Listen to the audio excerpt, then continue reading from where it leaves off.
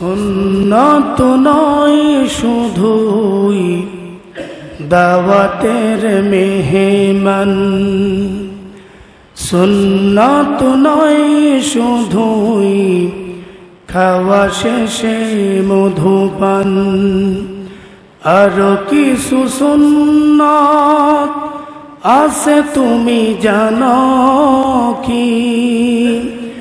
জানলেও জীবনে কখনো তা মানো কি? সুন্নাত নয় শুধুই দাওয়াতের মেহমান, সুন্নাত নয় শুধুই খাওয়া শেষে মধুপান, আরো কিছু সুন্নাত আছে তুমি জানো কি? জানলেও জীবনে কখনো তা মানো কি? আরো কিছু সুন্নাত আছে তুমি জানো কি? জানলেও জীবনে কখনো তা মানো কি? তাহলে আশুরার দিনে 10 জন নবীকে 10টা সম্মানের মাধ্যমে আল্লাহ পাক সম্মানিত করেছেন। জোরে বলেন কয়টা? 1 নম্বরে আদম, আমার সাথে বলেন কে? 1 নম্বরে আদম, 2 নম্বরে নূহ, 3 নম্বরে ইব্রাহিম, 4 নম্বরে মূসা, 5 নম্বরে দাউদ, 6 নম্বরে ইউনুস, 7 নম্বরে আয়ুব, 8 নম্বরে ইউসুফ, 9 নম্বরে ঈসা, 10 নম্বর মুহাম্মাদুর রাসূলুল্লাহ সাল্লাল্লাহু আলাইহি ওয়াসাল্লাম। জোরে বলেন সুবহানাল্লাহ। সম্মানিত বন্ধুগণ আমার, আল্লাহ সুবহানাহু ওয়া তাআলা কোরআন আল কারীমের ভেতরে, কোরআন আল কারীমের 2 নম্বর সূরা সূরাতুল বাকারা, সূরা বাকারার 37 নম্বর আয়াতে কারিমা নাযিল করে দিলেন আর বললেন, পৃথিবীর মানুষে ফাতালাক্কা আদামু মির রাব্বিহি কালিমাতিন ফাতাবা আলাইহি ইন্নাহু হুয়াত তাওয়াবুর রহিম। জোরে বলেন আল্লাহু আকবার। সম্মানিত বন্ধুগণ আমার, এই দুনিয়ার জমিনে সর্বপ্রথম মানুষ যিনি, আমার আপনার আদি পিতা আদম আলাইহিস সালাতু ওয়াস সালামকে আল্লাহ সুবহানাহু ওয়া তাআলা একটা ভুলের কারণে আল্লাহ পাক জান্নাত থেকে দুনিয়ার জমিনে পাঠায় দিলেন। ঘটনা আমরা জানি, বিস্তারিত ঘটনা আমি বলবো না, কিন্তু যতটুকুন বললে আপনাদের বুঝে আসে, আপনারা বুঝতে পারেন, ততটুকুন বলার জন্য যা কিছু লাগে বলার চেষ্টা চালাবো ইনশাআল্লাহ। এই দুনিয়ার জমিনে কোন নবী ভুল করেছে, গুনাহ করেছে, অন্যায় করেছে, এমনটি বলার সাহস আমরা কেউ রাখি না। কিন্তু দুনিয়ার বুকে কোনো সন্তান যদি বাবাকে বেকুব বলে, ওই সন্তান নিঃসন্দেহে মস্তিষ্কবিহীন সন্তান। বাবাকে বেকুব বলার এখতিয়ার সন্তান হিসাবে আমাদের নাই, কিন্তু সন্তান হিসাবে বাবাকে বেকুব যদিও না বলা যায়, অনেকেই বলতে পারে, হুজুর দাদায় বাবাকে বেকুব বলেছিল, সেই জন্য আমরা আমাদের বাবাকে বেকুব বলি। এমনটা বললে চলবে না। তার কারণ হলো, সরাসরি আমার দাদা আমার বাবাকে বেকুব বলতে পারে, কিন্তু আমি তার সন্তান হিসাবে, সন্তান হয়ে বাবাকে বেকুব বলার এখতিয়ার রাখি না। কথা বলেন ঠিক কিনা? আমরা বড় জোর বলতে পারি, বাবার একটা কাজে অসন্তুষ্ট হয়ে দাদা বাবাকে বেকুব বলেছিল। কথা বলেন ঠিক কিনা? কোরআন আল কারীমের ভেতরে বাবা আদি পিতা আদম আলাইহিস সালাতু ওয়াস সালাম জান্নাতে থাকা অবস্থায় যে ভুলটা করেছিলেন সেই ভুলটা হলো গন্ধম। কথা বলেন ঠিক কিনা? বাবাকে নিষেধ করা হলো। বাবা শয়তানের প্ররোচনায় পড়ে যে কোনো ভাবে ভুল করে বসলেন। আল্লাহ পাক জান্নাত থেকে বের করে দুনিয়ার জমিনে পাঠায় দিলেন আব্বা এবং আম্মা দুজনকেই। দুজন যখন চলে আসলেন, দীর্ঘদিন আব্বাজান এবং আম্মাজান কান্না করলেন, তাদের দোয়া কবুল হলো না। হঠাৎ করে আমার আপনার আদি পিতা আদম আলাইহিস সালাতু ওয়াস সালাম জান্নাতের গেটের মধ্যে আমার আপনার নবীর নাম লেখা দেখছিলেন। সেই নবীজির ওসিলা দিয়ে আল্লাহর কাছে মাপ চাইলেন, তাওবা করলেন, বললেন আল্লাহ, জান্নাতের গেটের মধ্যে একজন নবীর নাম দেখেছিলাম, একটা নাম দেখেছিলাম, আয় মালিক, ওই নামের ওসিলা করে আমি আদমের অন্যায়কে তুমি মাফ করে দাও, মেহেরবানি করে আমার তাওবাকে কবুল করে নাও। আল্লাহ পাক সেই তাওবাটাকে কবুল করে নিলেন। সেই কথাটাও সূরা বাকারার 2 নম্বর সূরার 37 নম্বর আয়াতে কারিমায় আল্লাহ বলে দিলেন, ফাতালাক্কা আদামু মির রাব্বিহি কালিমাতিন ফাতাবা আলাইহি ইন্নাহু হুয়াত তাওয়াবুর রহিম। জোরে বলেন আল্লাহু আকবার। আল্লাহ পাক বললেন, যখন আদম কিছু কালেমা শিক্ষা গ্রহণ করলেন, ফাতালাক্কা আদাম মির রাব্বি, যখন আদম কিছু কালেমা শিক্ষা গ্রহণ করলেন এবং আল্লাহর কাছে তওবা করলেন, ক্ষমা চাইলেন, আল্লাহ পাক সঙ্গে সঙ্গে আদমের তওবাকে কবুল করে নিলেন। আদমের তওবাকে যেই দিন কবুল করেছিলেন ওই দিনটাই ছিল মুহররমের 10 তারিখ আশুরা।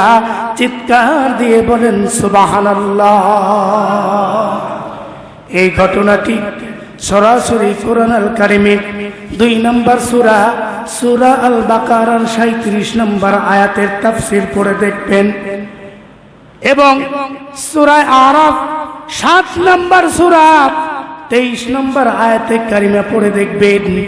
এই ঘটনাকে আল্লাহ সুবহানাহু ওয়া তাআলা কোরআন আল কারিমের মধ্যে কোট করে দিয়েছেন। চিৎকার দিয়ে বলেন সুবহানাল্লাহ। এবং সহিহ বুখারী শরীফের 3326 নম্বর হাদিস, এই হাদিস দ্বারা এই ঘটনাকে সহিহ এবং সনদ সহকারে প্রমাণ করে দিয়েছেন। চিৎকার দিয়ে বলেন সুবহানাল্লাহ। এবার 2 নম্বরে, এই দুনিয়ার জমিনে আর একজন এসেছিলেন যিনি হলেন নূহ আলাইহিস সালাম, যিনি দুনিয়াতে এসে নৌকা তৈরি করেছিলেন, কিস্তি। কথা বলেন ঠিক কিনা? আল্লাহ পাক অর্ডার করে দিলেন, নূহ নবী কিস্তি তৈরি করলেন, নৌকা তৈরি করলেন। এই নৌকাটা যখন নূহ নবীর আমলে প্লাবিত হয়ে গেল, বাড়িঘর তো দূরের কথা, একটা গাছপালা পর্যন্ত, পাহাড় পর্যন্ত ওই পানির ওপরে জাগ্রত ছিলেন না। সমস্ত গাছপালা বাড়িঘর গুলো তলিয়ে গেলেন। নূহ নবী কিস্তির উপরে, নৌকার উপরে 1 দিন 2 দিন নয়, 40 দিন পর্যন্ত অবস্থান করলেন। জোরে বলেন সুবহানাল্লাহ। 10 দিন নয়, 20 দিন নয়, 30 দিন নয়, 40 দিন পর্যন্ত নবী নূহ যখন কিস্তির উপরে ভাসলেন, 40 দিন প্লাবিত হওয়ার পরে নবী নূহর কিস্তি অথবা নৌকা তুরস্কের জুদি পাহাড়ের মধ্যে গিয়ে ভিড়ে গেলেন। 40 দিন প্লাবিত হওয়ার পরে নূহ নবীর নৌকা জুদি পর্বতে পাহাড়ে যেই দিনে ভিড়েছিলেন ওই দিনটা আর কোনো দিন নয়, ওই দিনটাই ছিল মুহররমের 10 তারিখ আশুরা। চিৎকার দিয়ে বলেন সুবহানাল্লাহ। বলেছি মুহররম মাস আল্লাহর মাস। এ মাসকে আল্লাহ পাক 10টি কারামতের মাধ্যমে, 10টি অলৌকিক ঘটনার মাধ্যমে, 10টি নবীকে সম্মানের মাধ্যমে আল্লাহ পাক সম্মানিত করেছেন। তার মধ্যে 1 নম্বরে আদম, 2 নম্বরে নূহ নবীর কথা আমরা জানলাম। এবার আসেন 3 নম্বরে আমার আপনার জাতির পিতা ইব্রাহিম আলাইহিস সালাতু ওয়াস সালাম। জোরে বলেন সুবহানাল্লাহ। বলেন তো আমার আপনার জাতির পিতা কে? বলতে কষ্ট হচ্ছে? যদি না হয় আমরা যে মুসলমান, এটা জাতির পিতা ইব্রাহিম। হুয়া সাম্মাকুমুল মুসলিমিন মিল্লাতা আবিকুম ইব্রাহিম হুয়া সাম্মাকুমুল মুসলিমিন। তোমাদের জাতির পিতা ইব্রাহিম, আর তিনি তোমাদের নাম লিখেছেন তোমরা যে মুসলমান। জোরে বলেন সুবহানাল্লাহ। তা আমরা যে মুসলমান দাবি করি, এই মুসলমান দাবি করার সাহস, যোগ্যতা, এই মুসলমান নামটা যিনি দিয়েছেন, কণ্ঠের সমস্ত শক্তি বলেন তিনার নাম কি? ইব্রাহিম আলাইহিস সালাম। তিনি আমাদের নাম রেখেছেন, আমরা যে মুসলমান। সুতরাং যে বাজারা বাংলাদেশে হোক, ভারতে হোক, ইন্ডিয়া, পাকিস্তান, যে দেশেই হোক, জাতির পিতা অন্য কাউকে বলতেও পারে, মানতেও পারে। আমরা যারা মুসলিম, আমাদের জীবন চলে যেতে পারে, আমরা জাতির পিতা ইব্রাহিমকে মান দিয়ে আর কাউকে মানতে রাজি না। ইব্রাহিম জাতির পিতা, ইব্রাহিম বাদ দিয়ে যা কিছু জাতির পিতা দাবি করে, তারা বরঞ্চ জাতির জুতার পিতা হতে পারে, জাতির পিতা হতে পারে না। কথা বলেন ঠিক কিনা? এ দাবির সাথে একমত থাকতে হবে। যদি মনে করেন হুজুর 99% ইব্রাহিমকে জাতির পিতা মানলাম, 1% মনে হয় অন্য কারো সম্ভাবনা থাকলে থাকতে পারে, কসম খোদার আপনি মুসলমান থেকে খারিজ হয়ে গেছেন। তওবা করেন, কালেমা নতুন করে পড়ে ঈমান আনেন। 100% হবে জাতির পিতা কে? এটা কোরআন আল কারিমে আল্লাহ পাক বলেছেন, হুয়া সাম্মাকুমুল মুসলিমিন মিল্লাতা আবিকুম ইব্রাহিম। কি বলেছেন? আল্লাহ যদি বলে থাকে আমাদের মানতে কোনো অসুবিধা আছে? নাই। 3 নম্বরে ইব্রাহিম আলাইহিস সালাম, জাতির পিতা ইব্রাহিম আলাইহিস সালাতু ওয়াস সালাম। তিনি যখন মানুষদের সামনে তাওহীদের দাওয়াত দেওয়া শুরু করে দিলেন, সঙ্গে সঙ্গে ইব্রাহিমকে নমরুদ আগুনের মধ্যে নিক্ষেপ করে দিলেন। কথা বলেন ঠিক কিনা? ইব্রাহিমকে নমরুদ যখন আগুনের মধ্যে নিক্ষেপ করলেন, এই আগুনটাকে নিরাপদ এবং শীতল যিনি বানিয়ে দিলেন তিনি কে? এবং 2 নম্বরে ইব্রাহিম নবী যখন বার্ধক্যে পৌঁছে গেলেন, মানে বয়স শেষ, যে অবস্থায় আর বাচ্চা কাচ্চা হওয়ার সম্ভাবনা নাই, এমতো অবস্থায় ইব্রাহিম নবীকে বাচ্চা হওয়ার সুসংবাদ দিলেন যিনি, তিনি কে? নমরুদের আগুন থেকে এবং বার্ধক্যে পৌঁছানোর পরে সন্তান লাভ করার সুসংবাদ যেই দিনে দেওয়া হলো, সেই দিনটা অন্য কোনো দিন নয়, সেই দিনটাই হলো মুহররমের 10 তারিখ আশুরা। চিৎকার দিয়ে বলেন সুবহানাল্লাহ।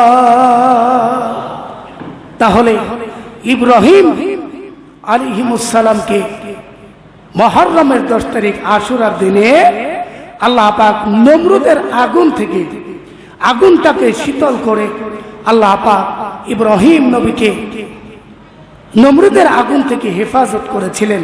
পাশাপাশি বার্ধক্য যখন চলে এসেছিলেন, এই বার্ধক্যে উপনীত হওয়ার পরেও আল্লাহ পাক তাকে সন্তান লাভ করার সুসংবাদ দিয়েছিলেন। জোরে বলেন সুবহানাল্লাহ। কোরআন আল কারিমের ভেতরে সূরা আল আম্বিয়া 21 নম্বর সূরা 69 নম্বর আয়াতে এই ঘটনাটি আপনারা পাবেন। এরপরে বার্ধক্য বয়সে সন্তান লাভ করার যে ঘোষণা, এটি সূরা আল হুদের ভেতরে 11 নম্বর সূরা 71 নম্বর আয়াত থেকে 73 নম্বর আয়াত পর্যন্ত পাবেন এবং সূরা জারিয়াতের 51 নম্বর সূরা 28 থেকে 30 নম্বর আয়াত পর্যন্ত এই ঘটনাটা আপনারা পাবেন। জোরে বলুন সুবহানাল্লাহ। এবার 4 নম্বরে, আমি আপনি জানি এই দুনিয়ার জমিনে একজন রাগী নবী ছিলেন, নাম কি? মুসা। রাগী নবী বললে মুসা এক নামে পরিচিত, ঠিক কিনা ভাই? এত রাগের রাগ আর এত বেকায়দার প্রশ্ন করতে পারে ধারণার বাইরে। আল্লাহকে বলছে, আল্লাহ আমি একদিন না ঘুমালে ঘুমে মাথা নষ্ট, আমি ঝিমাই, আমার এত ঘুম পায়, শরীর খারাপ করে, মাথা ব্যথা করে, তুমি তো ঘুমাও না, তোমার কি শরীর খারাপ হয় না, মাথা ব্যথা করে না? তুমি ঘুমাও না কেন? আল্লাহ পাক বললেন, মুসা আমি যদি ঘুমিয়ে যাই, আমার বান্দারা যদি বিপদে পড়ে আমি আল্লাহকে ডাকে, আর সেই সময় যদি আমি আল্লাহ পাক ঘুমিয়ে থাকি, আমার বান্দাকে কে সাহায্য করবে? আমি আমার বান্দাকে তারা ডাকতে দেরি হবে, তাদের ডাকে সাড়া দিতে যেন দেরি হয় না, এজন্য আমি আল্লাহ পাক দিন রাত 24টা ঘন্টা বান্দার খেদমতে থাকি, একটা সেকেন্ড আমি আল্লাহ পাক ঘুমাই না। জোরে বলেন সুবহানাল্লাহ। মুসা বলছেন, আল্লাহ কিভাবে? আল্লাহ বলছেন, মুসা তোমাকে আর একটু প্র্যাকটিক্যাল দেখাই দেই, যাও তুমি একটা গ্লাস হাতে নাও, তবে যেন তেন গ্লাস হলে চলবে না, কাচের গ্লাস নাও। মুসা নবী রাগ করলেন আর বললেন, আল্লাহ তুমি আমাকে নবী বানিয়েছো, কাঁচের গ্লাস হাত দিয়ে ধরবো, কেমন কেমন লাগে। আল্লাহ বললেন, নবী মুসা আমি আল্লাহ বলেছি, যাও ধরো। কাঁচের গ্লাস নিলেন, মুসা গ্লাসের ভেতরে একটু পানি নাও, পানি নিলেন। আল্লাহ পাক বললেন, হাতের মধ্যে নিয়ে দাঁড়িয়ে থাকো। মুসা নবী দাঁড়িয়ে আছে। ওয়াজআলনা নাওমাকুম সুবাতা, ঘুম পাড়তে হবে, ঘুমটাও আল্লাহর হুকুম। জোরে বলেন কার হুকুম? লক্ষ কোটি টাকার মালিক, টাকার বিছানা আছে মাগার ঘুম নাই, আছে না নাই? মাহফিলে গেলাম, একজন এসে বলছে, হুজুর টাকা পয়সার অভাব নাই, বিছানায় শুইলে হাত পাও খালি আশ্রা আশ্রি করি, দুই চোখে ঘুম নাই। আমি বললাম, ভাই ঘুম তো টাকা দিয়ে কেনা কোনো সম্পত্তি নয়, ঘুমটা আল্লাহর নিয়ামত, আল্লাহ পাক দান করলে তবেই মানুষ ঘুমাতে পারে। কথা বলেন ঠিক কিনা? লক্ষ টাকার মালিক চোখে ঘুম নাই, সারাদিন ভ্যান চালায়, শরীরটা ঘামে একেবারে ঘর্মাক্ত, শরীরটা ঘেমে একেবারে অবস্থা খারাপ। এরপরেও রাত্রিবেলা ইটে কাবার লাগালে যেমন শক্ত বালিশ হয়, এমন ইটে কাবার লাগানো শক্ত বালিশ মাথার নিচে দিয়ে ঘুমিয়ে গেছে। এমন ধরে নাক ডাকতেছে, নাকের আওয়াজে ট্রাকের ইঞ্জিন ফেল। কথা বলেন ঠিক কিনা? এ ঘুম নামক নিয়ামত কে দিয়েছেন? আল্লাহ দিয়েছেন। নবী মুসা হাতের মধ্যে গ্লাস নিয়ে দাঁড়িয়ে আছেন, আল্লাহ পাক তার চোখের মধ্যে ঘুম দিয়ে দিয়েছেন। জোরে বলেন সুবহানাল্লাহ। গ্লাসটা যখন ঘুমে নবী মুসা দাঁড়িয়ে দাঁড়িয়ে ঘুমাচ্ছে, গ্লাসটা কাত হয়ে হাত থেকে পড়ে ভেঙে গেছে। নবী মুসা ইন্না লিল্লাহ বলে জাগ্রত হয়ে গেছে। নবী মুসাকে আল্লাহ পাক বললেন, মুসা গ্লাস ভাঙলো কেন? বলতেছে, আল্লাহ দোষ তো আমার না, দোষ তোমার। আল্লাহকে কি বলে? আল্লাহ দোষ তো আমার না, দোষ তোমার। তুমি গ্লাস হাতে নিয়ে দাঁড়াতে বললা, ঠিক আছে, আমার চোখে ঘুম কেন দিলা? তুমি যদি ঘুম না দিতা আমি ঘুমাইতাম না, গ্লাসও পড়তো না। তুমি আমার চোখে ঘুম দিয়েছো, আমি ঘুমিয়ে গেছি। ঘুমাই গেলে কি আর ব্যালেন্স ঠিক থাকে? গ্লাস পরে ভেঙে গেছে। এই নবী হচ্ছে নবী মুসা। তিনি ফেরাউনের কবলে যখন পড়ে গেলেন, একদিকে সমুদ্র, আরেকদিকে ফেরাউন বাহিনী, আল্লাহ পাক হাতের লাঠি দিয়ে আঘাত করতে বললেন। সমুদ্রে আমরা জানি নীল নদ বলে আমরা যেটাকে পরিচিত, আমরা যেটাকে নীল নদ বলি, আসলে আদৌ সেটা তুরস্কে যেটা অবস্থিত সেটা আদৌ নীল নদ নয়, সেটা বাহরে কালজুম। কি নাম? এখন বর্তমানে এই নীল নদ, এই বাহরে কালজুম পার হয়ে চলে গেলেন, জোরে বলেন সুবহানাল্লাহ। এবং তার পাশাপাশি নবী মুসা যখন বাহরে কালজুম পার হয়ে পার চলে গেলেন, আর ফেরাউন যখন পার হতে লাগলেন, আল্লাহ পাক নবী মুসাকে ফেরাউনের কবল থেকে বাঁচায় দিলেন, আর ফেরাউনকে বাহরে কালজুমের ভেতরে চুবায়া চুবায়া মারলেন। যেই দিনটাতে এই ঘটনা সংঘটিত হয়েছিল ওই দিনটাই হলো মুহররমের 10 তারিখ আশুরা। চিৎকার দিয়ে বলেন সুবহানাল্লাহ। কোরআন আল কারীমের সূরাতু আশ-শুরা 26 নম্বর সূরা 63 থেকে 66 নম্বর আয়াতে ঘটনা বর্ণনা আছে। সূরা ইউনূস 10 নম্বর সূরা 90 থেকে 92 নম্বর আয়াতের মাধ্যমে এই ঘটনাকে কোট করে তিনি দিয়েছেন। তিনি কে? এবার 5 নম্বরে দাউদ আলাইহিস সালাম, নবী মুসার পরে দাউদ আলাইহিস সালাম এই দুনিয়ার জমি যখন আসলেন, ভুল করার পরে আন্তরিক তওবা যখন করলেন, আল্লাহ পাক তাকে ক্ষমা করে দিলেন। কোরআন আল কারীমের সূরা সাদের 38 নম্বর সূরা 24 এবং 25 নম্বর আয়াতে কারিমায় দাউদ নবীকে ক্ষমা করার ঘটনা আল্লাহ পাক বর্ণনা করে দিলেন। চিৎকার দিয়ে বলেন সুবহানাল্লাহ।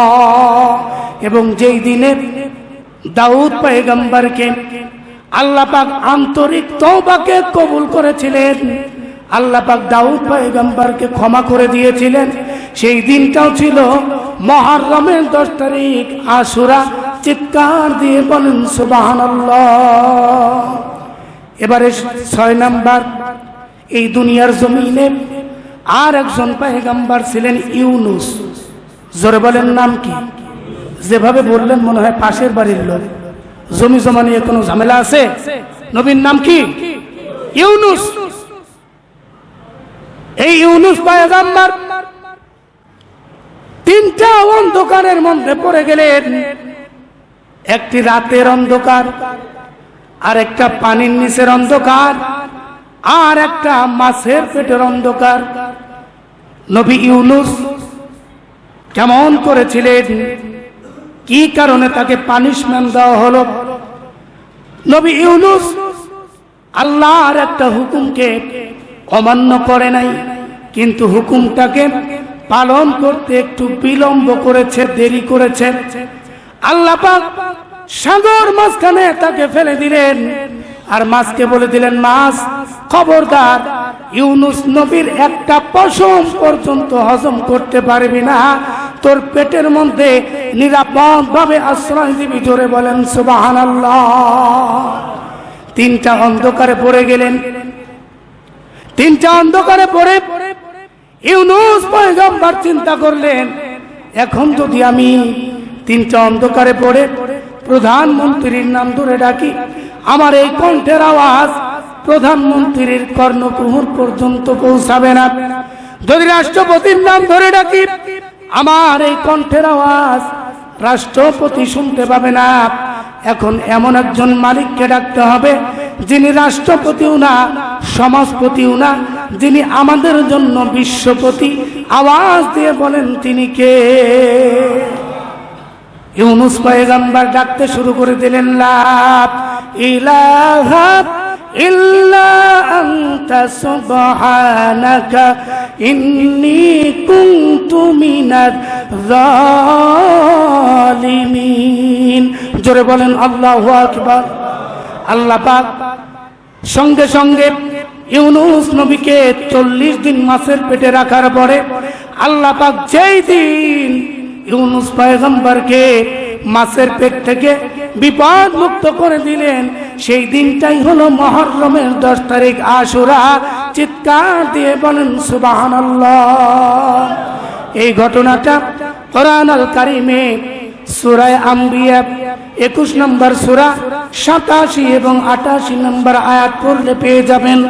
এবং 2 নম্বরে সূরা সাফফাত 37 নম্বর সূরা 142 থেকে 148 নম্বর আয়াত পর্যন্ত তাফসীর পড়লে নবী ইউনূসের ঘটনা আপনারা পেয়ে যাবেন। জোরে বলেন সুবহানাল্লাহ।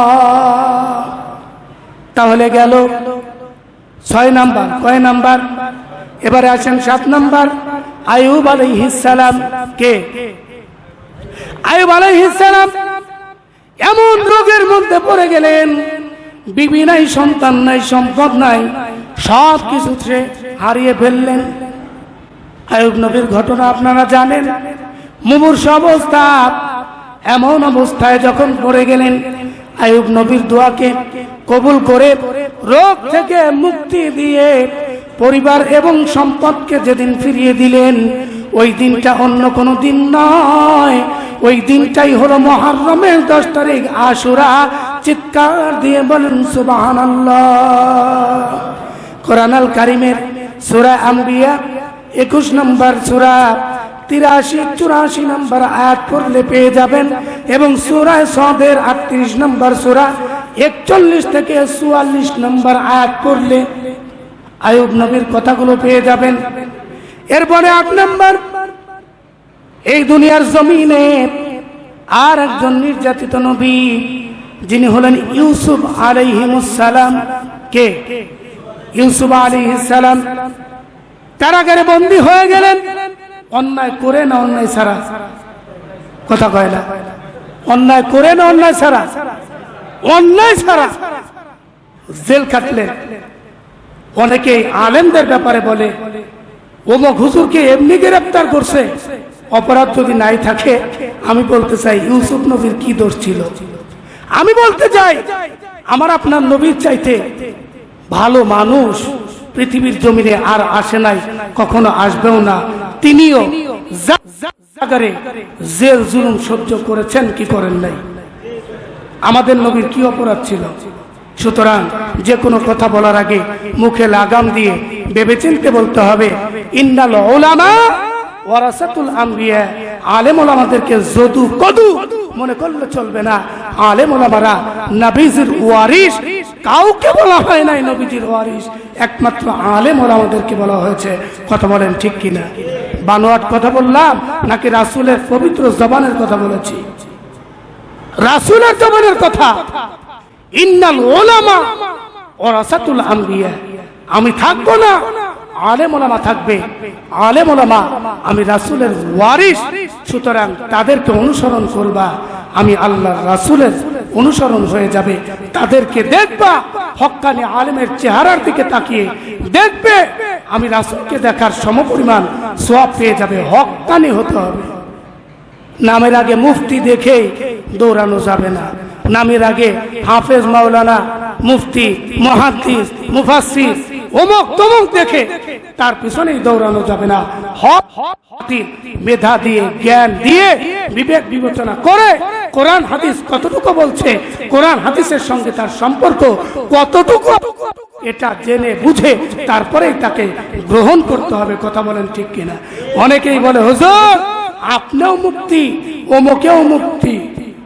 আপনি এটা বলেন, অমুকে সেটা বলে। সে তার পেট বাঁচানোর জন্য বলেছে। সব আলেম পেট আর চাকরি বাঁচানোর জন্য সব কথা সব জায়গায় বলে না, এদিকে খেয়াল রাখতে হবে। বলছিলাম ইউসুফ আলাইহিস সালামের কথা। বিনা অন্যায় জেলখানায় চলে গেলেন। এই জেলখানা থেকে কারামুক্ত দিয়ে আল্লাহ পাক মর্যাদার উচ্চ আসনে যেদিন আসীন করেছিলেন, ওই দিনটা আর কোনো দিন নয়, ওই দিনটা ছিলেন মুহররমের 10 তারিখ আশুরা। জোর বলেন সুবহানাল্লাহ। এটা আপনারা কোরআন আল কারীমের সূরা ইউসুফ 12 নম্বর সূরা 50 থেকে 57 নম্বর আয়াত এর তাফসীর পড়লে আপনারা পেয়ে যাবেন ইনশাআল্লাহ। 9 নম্বর, নবী ঈসা আলাইহিস সালাম। নবী ঈসা দুনিয়াতে জন্মগ্রহণ করেছেন। নবী ঈসার কি বাবা ছিলেন? কথা কয় না। যারা আসতে বলেন তাদের কি সন্দেহ আছে নাকি? নবী ঈসার বাবা ছিলেন না, কিন্তু খ্রিস্টানরা বলেছেন নবী ঈসার বাবা ছিলেন। নবী ঈসা মা মারিয়াম তার বিবাহ এক ব্যক্তির সঙ্গে ঠিক হয়েছিল, যেটাকে আমরা এঙ্গেজমেন্ট বলে থাকি। এবং এঙ্গেজমেন্ট হওয়ার পরে বিবাহ বহির্ভূত হওয়ার আগ মুহূর্তেই মারিয়াম নাকি সেই লোকের সংস্পর্শে গিয়েছিলেন, যার মাধ্যমে ঈসার জন্ম হয়েছিলেন।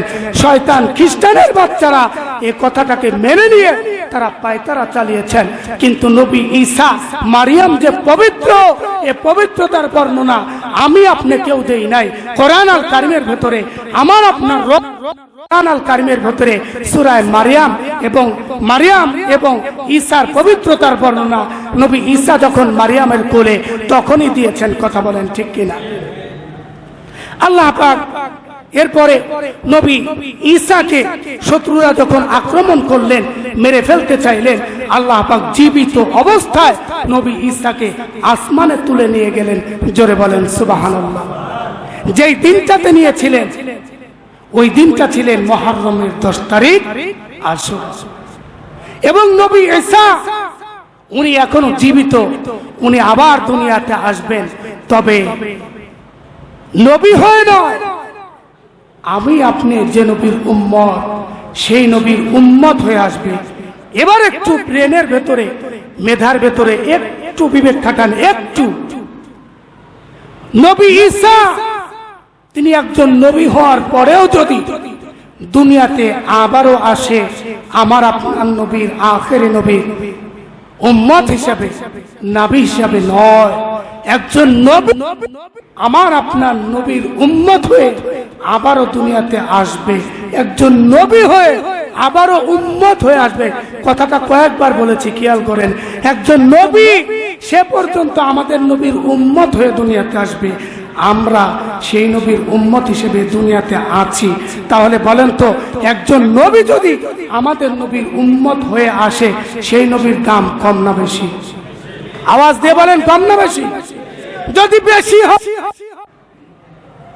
তাহলে বাপ দাদার কিচ্ছা কাহিনী নয়, অন্য কোনো কিছু নয়, তন্ত্র মন্ত্র নয়। রাসূল যেটা করেছে আমি আপনি সেটাই করব। কল্লা গেলে যাবে, রাসূলের আদর্শ থেকে সামনে আগাবো না, পিছাবো না। কথা বলেন ঠিক কিনা? যেতে পারে একবার রাসূলের সুন্নাত থেকে, রাসূলের আদর্শ থেকে সামনেও বাড়াবো না, পিছনে আসবো না। এই শপথ কি আমরা আজকে নিতে পারবো? কোথাকার কোন আগলা বাবা, পাগলা বাবা, কেবলা কাবা কে কি বলেছে এটা দেখার সময় নাই। কোরআন মোতাবেক রাসূল কি করেছেন, রাসূল কি বলেছেন, এটা বিবেক দিয়ে বুঝবো, জানবো। রাসূলের অনুসরণ করে রাসূলের করাটাই মানবো, অন্য তন্ত্র মন্ত্র মানতে রাজি। নবী ঈসা নবী আমাদের নবীর উম্মত হয়ে আসবে। আপনি উম্মত হয়ে এসে আছেন দুনিয়াতে, আপনার ওজনটা কতটুকু আপনি যদি না বুঝেন, আপনাকে কেউ কানে ধরে বুঝাতে পারবে না। দোয়েল জাতীয় পাখি, দোয়েল কি জানে? জানে না। দোয়েলের সেই জ্ঞান নাই যে আমি জাতীয় পাখি। ও যদি জানতো দোয়েল বাংলাদেশের জাতীয় পাখি, তাহলে নর্দমায় বসে কীট পতঙ্গ ধরে মলমূত্র এগুলো গ্রহণ করতেন না, কারণ সে জানতেন আমি শ্রেষ্ঠ পাখি, পাখিদের মধ্যে শ্রেষ্ঠ পাখি। আমরা আশরাফুল মাখলুকাত এটা শুনি, জানি, কিন্তু মানি না। দোয়েল তার পরিচয় জানে না বিধায় নর্দমায় বসে কীট পতঙ্গ যেমন আহার করে, আমি আপনি আখেরি জামানার নবীর উম্মত। আমাদের ওজন, আমাদের ওয়েট, সম্মান, আমাদের রাসূলের ওজন ওয়েট সম্মান আমরা না জানার কারণে যে বলে আয় রে সেই দিকেই যাই রে, বুঝা শোনা নাই রে। রাগ করলেন? বাপ দাদা কিচ্ছা কাহিনী বলছি না, কোরআনের আয়াত বলেছি, 30টার উপরে আয়াত বলবো, হাদিস বলছি, শুনেন। নবী ঈসা যুদের কবলে পড়ে গেলেন, আল্লাহ পাক তাকে জীবিত আসমানে উঠিয়ে নিয়ে গেলেন। সেই নবী ঈসা আবারও দুনিয়াতে আসবে আমাদের নবীজির উম্মত হয়ে, এবং তিনি দাজ্জালকে হত্যা করবেন। জোরে বলেন সুবহানাল্লাহ। তাহলে ঘটনাটি আপনারা পেয়ে যাবেন সূরা আন-নিসা, কোরআন আল কারিমের 4 নম্বর সূরা 157 এবং 158 নম্বর আয়াত। জোরে বলেন সুবহানাল্লাহ। সম্মানিত বন্ধুগণ আমার, 10 নম্বরে আল্লাহ সুবহানাহু ওয়া তাআলা বিভিন্ন সময়ে বিভিন্ন সাহায্যের মাধ্যমে আমার আপনার নবীজি, আমার আপনার কলিজার টুকরা নবী জনাবে মুহাম্মদুর রাসূলুল্লাহ সাল্লাল্লাহু আলাইহি ওয়াসাল্লামকে হেফাজত করেছেন।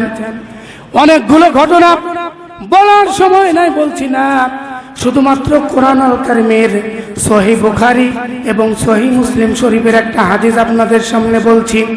আল্লাহ সুবহানাহু ওয়া তাআলা নবীজি যখন দুনিয়াতে আসলেন 17 রমজানে সংগঠিত করে দিলেন। এই যুদ্ধের দিনে মুসলমান সৈন্যবাহিনী 313। জোরে বলেন কত? আর কাফেররা 1000। বলেন তো 1000 কাফেরের বিরুদ্ধে 313 জন যুদ্ধ করবে, এটা কি হয়? এদিকে অস্ত্রও নাই, সাহাবীরা 313 জন আল্লাহ নবীর সঙ্গে সঙ্গে যায়। মনের মধ্যে ভয় আছে না নাই? আল্লাহ পাক ভয়টা দূর করে দিলেন আর বললেন, নবী গো, আপনি আপনার উম্মতদেরকে বলেন, আপনার উম্মতরা একা নয়, সাহাবীরা একা নয়। বদরের যুদ্ধে 313 জন সাহাবীর পক্ষে আমি আল্লাহ পাক 3000, কোন জায়গায় 5000 আমি আল্লাহ পাক ফেরেশতা নাজিল করে আপনাদেরকে বিজয় করে দেব। জোরে বলেন সুবহানাল্লাহ। আল্লাহ পাকের একজন নবীদের সাহাবী তাকিয়ে দেখলেন, হঠাৎ করে একজন কাফের যুদ্ধের ময়দানে পড়ে গেলেন, মুখের মধ্যে চাবুকের আঘাত। আল্লাহ নবীর কাছে গেলেন, নবী গো, সে তো একাই দাঁড়িয়েছিল, আগে পিছে কেউ ছিল না, কিন্তু তারপরেও মুখের মধ্যে চাবুকের আঘাত, আর সে কেমন যেন পড়ে গেল, মৃত্যুবরণ করলো, কিভাবে হলো? আল্লাহ নবী বললেন, জানো না, আল্লাহ পাক ওয়াদা করেছেন সাহায্য করবেন, ফেরেশতার মাধ্যমে ওই কাফিরকে সাইজ করে মাটিতে শুইয়ে দিয়েছেন।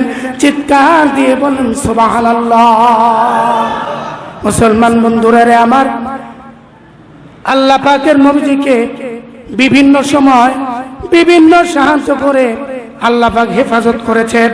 এই ঘটনাগুলো সূরা আনফাল 8 নম্বর সূরা, এখান থেকে 9 থেকে 12 নম্বর আয়াত পড়লে পেয়ে যাবেন। সূরা আলে ইমরান 3 নম্বর সূরা 123 থেকে 125 নম্বর আয়াত পড়লে পেয়ে যাবেন। গারে সাওর সূরা আত-তাওবা 9 নম্বর সূরা 40 নম্বর আয়াতে কারিমায় আল্লাহ পাক এগুলো নাজিল করে দিয়েছেন। চিৎকার দিয়ে বলেন সুবহানাল্লাহ।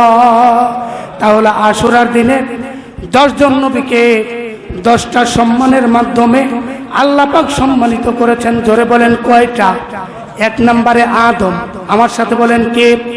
1 নম্বরে আদম, 2 নম্বরে নূহ, 3 নম্বরে ইব্রাহিম, 4 নম্বরে মূসা, 5 নম্বরে দাউদ, 6 নম্বরে ইউনুস, 7 নম্বরে আয়ুব, 8 নম্বরে ইউসুফ, 9 নম্বরে ঈসা, 10 নম্বর মুহাম্মাদুর রাসূলুল্লাহ সাল্লাল্লাহু আলাইহি ওয়াসাল্লাম। জোরে বলেন সুবহানাল্লাহ।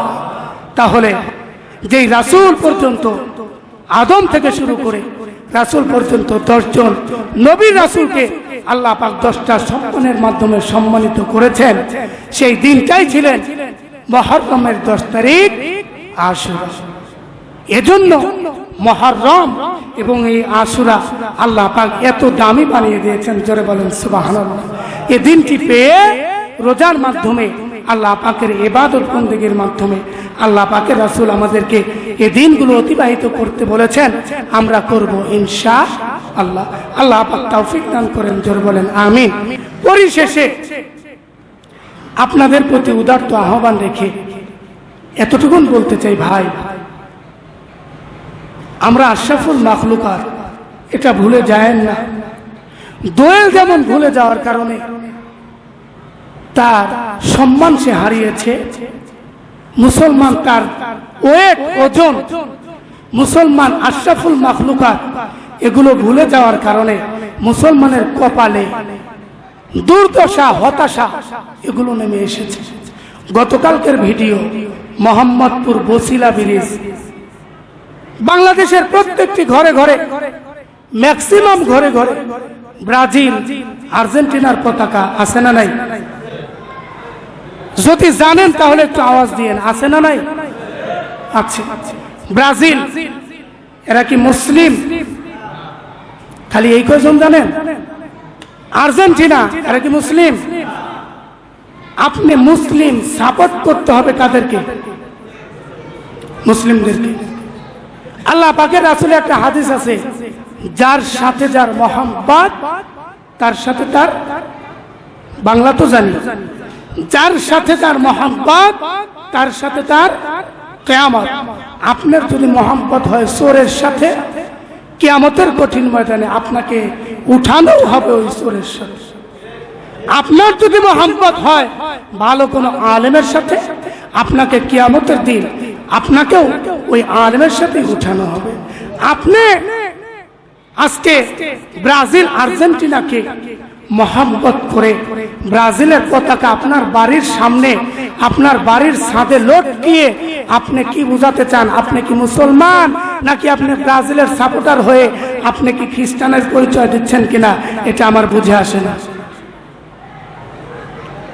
সুতরাং আবেগের বশে কোনো কিছু করতে গিয়ে কুফরি বা গুনার কাজ করা যাবে না। পায়ে ধরে অনুরোধ করছি, করা যাবে না। কেন বলছি? বলবেন হুজুর এতদিন বললেন না ব্রাজিল আর্জেন্টিনার কথা, আজকে কেন বলছেন? এ বাংলাদেশে এমন একটা দেশে বসবাস করছি, গতকালকের ভিডিও, মোহাম্মদপুর বসিলা ব্রিজে ব্রাজিলের পতাকা ঝুলছে, আর্জেন্টিনার পতাকা ঝুলছে, কোনো নিষেধাজ্ঞা নাই। কালেমার পতাকা মুসলমানেরা কুফরি, এই যারা কালেমার পতাকাকে বাদ দিয়ে যারা ব্রাজিল আর্জেন্টিনা বিভিন্ন বিধর্মীদের দেশে পতাকা যারা উড়াচ্ছে, তাদের এই কুফরির প্রতিবাদ করার জন্য মুসলিম কিছু ভাইয়েরা যখন কালেমার পতাকা লাগাতে গিয়েছে, তখন এ দেশের কিছু প্রশাসন ভাই, এ দেশের কিছু পুলিশ ভাইয়েরা কালেমা মোহাম্মদপুর বসিলা ব্রিজের ওপরে লাগানোর জন্য নিষেধাজ্ঞা দিয়ে তারা বাধা প্রদান করছে। কেন করছে? আমি আর আপনি নামে মুসলমান কামে মুসলমান নয় বলে কথা বলেন, ঠিক কিনা? যদি আমি ব্রাজিল আর্জেন্টিনাকে সাপোর্ট না করে প্রত্যেকটা বাড়িতে বাড়িতে মুসলিম হিসাবে কালেমা লাগাতাম, তাহলে মোহাম্মদপুর বসিলা ব্রিজেও কালেমার পতাকাই উড়তো, অন্য বিধর্মীদের পতাকা ওড়ার কথা নয়। করছি একটু সামনে আসেন, পাওটা আগায় দেন, আপনার পাওটা বুকে নিয়ে জড়িয়ে ধরে। এরপরেও বলবো ভাই, যাদের বাসায়, যাদের ছাদের সামনে, আমি চেয়েছিলাম এই বিষয়গুলো অন্য সময় বলতে, কলিজা হয় তখন আর না বলে পারা যায় না। কালেমা ৯৬% মুসলমানের দেশে উড়াতে লাগাতে দেওয়ার জন্য পুলিশ প্রশাসন বাধা দেয়। কোন দেশে আছি আমরা? এজন্য আসেন এই সমস্ত দিক থেকে আমরা ফিরে, আমরা মুসলমান আমাদের ঐতিহ্যকে না ভুলে আমাদের ঐতিহ্যকে ধরে রাখার চেষ্টা করি। করবো তো ইনশাআল্লাহ। যারা লাগিয়েছি তওবা করে এগুলো খুলে ফেলেন, পায়ে হাত রেখে খুলে ফেলেন। আল্লাহ পাক আমাদেরকে তৌফিক দান করে, জোরে বলেন আমিন।